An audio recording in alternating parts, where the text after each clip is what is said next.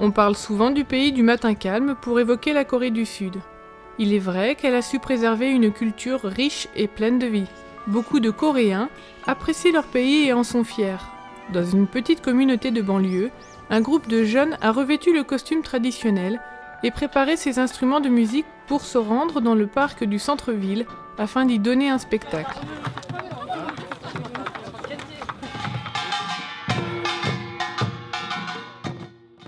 Ils font cela depuis des semaines et les habitants reconnaissent leur rythme. Mais qui sont-ils ? Au sud de la ville de Naju, il existe une église tout à fait particulière. Tous ses membres sont des jeunes, excepté le pasteur et son épouse. Ce sont des lycéens et des étudiants d'université.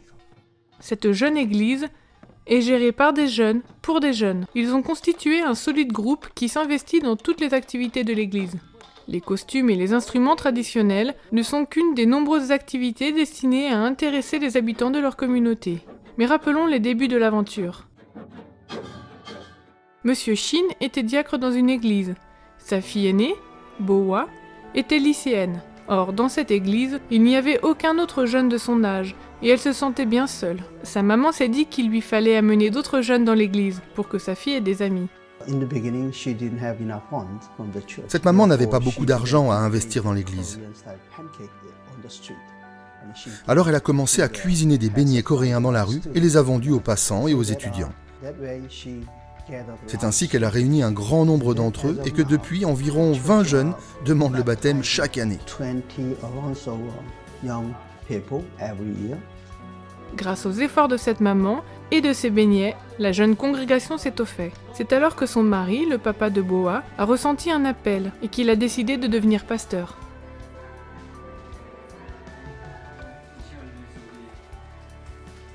Alors qu'il avait déjà 47 ans, il est venu faire une formation en théologie et sa fille aînée l'a accompagné.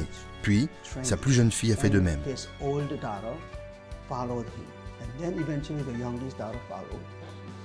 3 membres de la même famille à l'école de théologie, cela coûtait cher.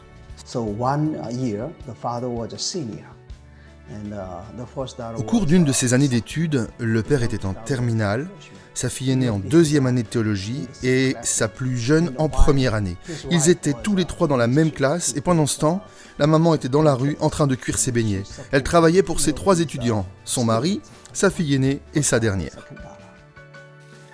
À nouveau, cette mère s'en est sortie grâce à ses beignets coréens. Avant de commencer mon travail, j'ai toujours prié longtemps et lu la Bible pour en tirer des leçons. Quand Dieu a permis que j'aie du succès dans ce ministère, j'ai pensé que je faisais ce qu'il voulait que je fasse.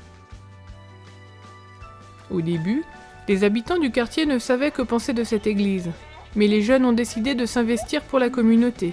Ils sont allés rendre visite aux personnes âgées, ils ont lavé leur vaisselle, parlé avec eux, travaillé dans leur jardin et ont offert leur aide dans tout ce qu'ils pouvaient. Tandis qu'ils s'occupaient de leurs voisins, leur réputation s'est transformée et ils sont maintenant aimés de la communauté. Ces étudiants sont à présent les bienvenus auprès de personnes âgées. Celles-ci les considèrent comme leurs petits-enfants. Le sabbat, ces jeunes assistent à un service religieux commun, puis ils mangent et passent l'après-midi ensemble. Ils forment une véritable famille spirituelle. C'est l'une des plus grandes joies de les voir demeurer dans la foi, tandis qu'ils grandissent et deviennent des citoyens prospères dans la société. Le nombre croissant de membres et toutes les activités font que leur humble local est devenu trop petit et qu'ils ont besoin de plus d'espace pour continuer dans cette voie.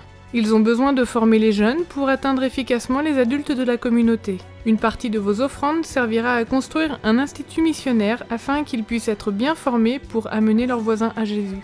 Priez pour les membres de cette église afin qu'elle continue à grandir et que davantage de cœurs soient touchés par l'amour de Jésus.